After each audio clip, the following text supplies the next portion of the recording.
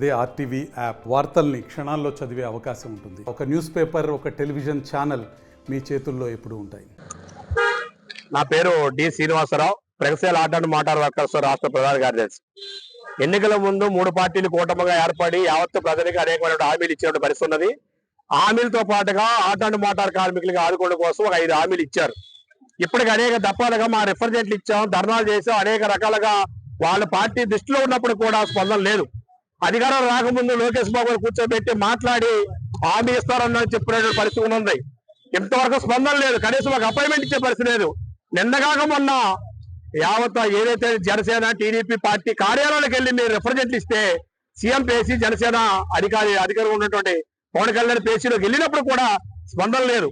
మొన్న ఏం మాట్లాడారంటే ఆటో అండ్ మోటార్ కార్మికు ఇచ్చిన హామీలు వాస్తవం, వాళ్ళతో మాట్లాడిన తర్వాత మేము ముందుకెళ్తామని చెప్పినటువంటి ప్రభుత్వాలు మాటలు కోటలు దాటినాయి. నిన్న కనీసం స్పందన లేదు. మహిళల ఫ్రీ బస్సుకు మేము వ్యతిరేకం కాదు, మేము ఆహ్వానిస్తున్నాం. అదే క్రమంలో మాకు ఆడుకుంటామని చెప్పేసి మీరే చెప్పారు.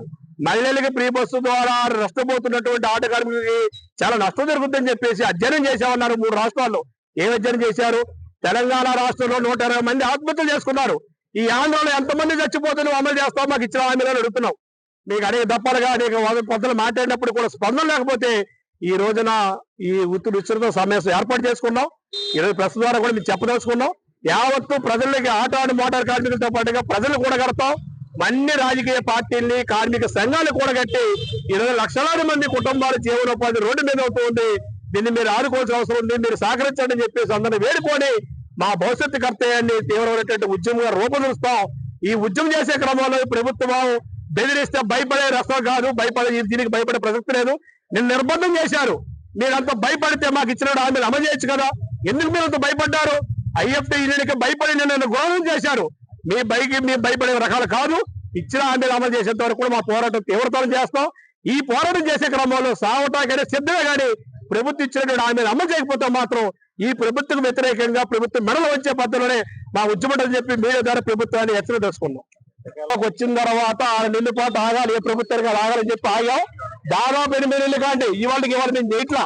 8 నెలలు కాండి మా ఉద్యోగాలు ఉన్నాయి. బీఆర్టీసీ రోడ్లో 400 మంది ఆటో ర్యాలీ తీసాం. అప్పటి నుంచి మేము డిమాండ్ పెట్టాం, మా భవిష్యత్తు ఏంటి అని.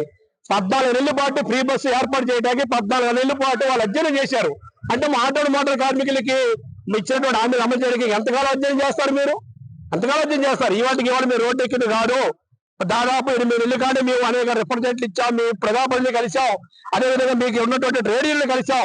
నిన్న ఫోన్ చేసి ప్రభుత్వం గుర్తించింది మిమ్మల్ని, తక్షణం కూర్చోబెడతాం, 3 రోజులు సీఎం గారి దగ్గర అపాయింట్మెంట్ ఇప్పిస్తాం, మాట్లాడతామని చెప్పినట్టు పెద్ద మనిషి కేవలం నిన్న కార్యక్రమం చేస్తామని భయపడి ప్రభుత్వం మాకు మాట్లాడారు. ఈ మాటలకి మాకు కొత్త ఏం కాదు.